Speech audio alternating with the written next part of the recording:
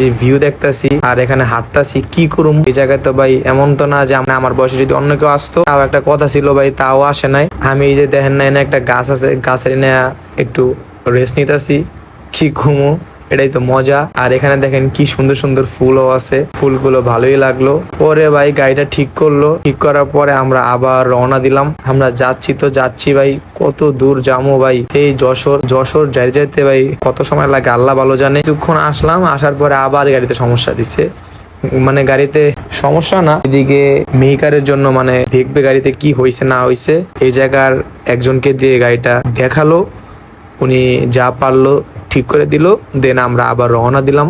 আমরা এরপর আবার যাচ্ছি আর কি কমু, যাওয়ার তো শেষ হয় না গন্তব্য। হঠাৎ করে গাড়িতে আবার কি হইলো ভাই, আবার থামছে। এখন আমরা যশোর রোডে আসি, এইদিকে একটা দোকান থেকে চা কলা হালকা পাতলা চা খাওয়ার খেলাম। তারপরে এখানে একটা ছাগল ছিল ভাই, দেখেন ছাগলের মুখে আবার দাড়িও আছে, ছাগলটারে ভালোই লাগতাছিল। আর পরে এদিকে ওনারা দেখলাম ডাব নিতেছিল, মানে ডাব খাইবো, তাই উনি আমাদের জন্য ডাব কাটতেছিল আর আমি হাঁটতেছিলাম।